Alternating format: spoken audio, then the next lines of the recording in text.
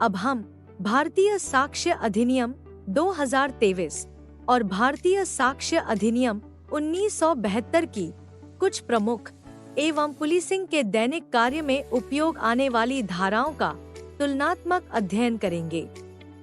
भारतीय साक्ष्य अधिनियम में दस्तावेजों की परिभाषा धारा 2 में दी गई है। नए अधिनियम में इस धारा में संशोधन कर धारा 2(1) में इलेक्ट्रॉनिक दस्तावेजों को भी सामान्य दस्तावेजों की तरह ही प्राथमिक साक्ष्य की श्रेणी में रखा है। पुराने अधिनियम में साक्ष्य की परिभाषा धारा 2 में संशोधन करते हुए नए अधिनियम की धारा 2(1) में प्रावधान कर इलेक्ट्रॉनिक साक्ष्य को भी सामान्य साक्ष्य की तरह ही स्वीकार किया है। 3 प्रकार के कन्फेशन या संस्वीकृति संबंधी प्रावधान पुराने साक्ष्य अधिनियम की अलग अलग धाराओं धारा 24, 28 और 29 में किए गए थे, जिन्हें नए अधिनियम की एक ही धारा 22 में समेकित किया गया है। इसी प्रकार पुलिस के समक्ष स्वीकारोक्ति के प्रावधान धारा 25, 26 और 27 में दिए गए थे, जो कि नए अधिनियम की धारा 23 में समेकित कर दिए गए हैं।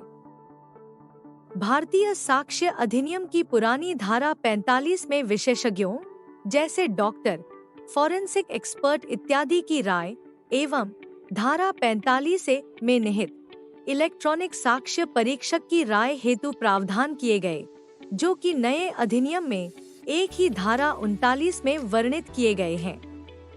इसी प्रकार हस्तलेख अर्थात हैंड राइटिंग एक्सपर्ट की राय की सुसंगति पुराने अधिनियम में धारा 47 तथा ई सिग्नेचर अर्थात इलेक्ट्रॉनिक हस्ताक्षर के बारे में राय की सुसंगति धारा 47(a) में वर्णित थी, जो कि नए अधिनियम की धारा 41 में समाहित की गई है।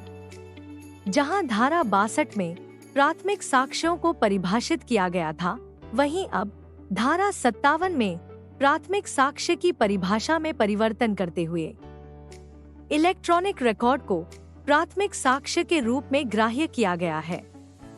द्वितीयक साक्ष्य अर्थात प्राथमिक साक्ष्यों की पुष्टि या अनुशंसा करने वाले साक्ष्यों को पुराने अधिनियम की धारा 63 के स्थान पर नए अधिनियम की धारा 58 में परिभाषित कर उनके संबंध में उपबंध लेख किए गए हैं। इलेक्ट्रॉनिक साक्ष्य और अभिलेख से संबंधित साक्ष्य के बारे में विशेष प्रावधान धारा 65(a) में किए गए थे, जो कि अब नए अधिनियम की धारा 62 में है। न्यायालय में इलेक्ट्रॉनिक साक्ष्य प्रस्तुति एवं प्रमाणिकता हेतु धारा 65(b) में इलेक्ट्रॉनिक अभिलेखों की ग्राह्यता का प्रमाण पत्र प्रस्तुत किया जाता रहा है। अब इसकी धारा परिवर्तित कर धारा 63 कर दी गई है। धारा 74 में लोक दस्तावेजों को और धारा 75 में प्राइवेट दस्तावेजों के संबंध में उपबंध दिए गए थे। अब इन दोनों के संबंध में एक ही धारा 74 में प्रावधान कर दिए गए हैं।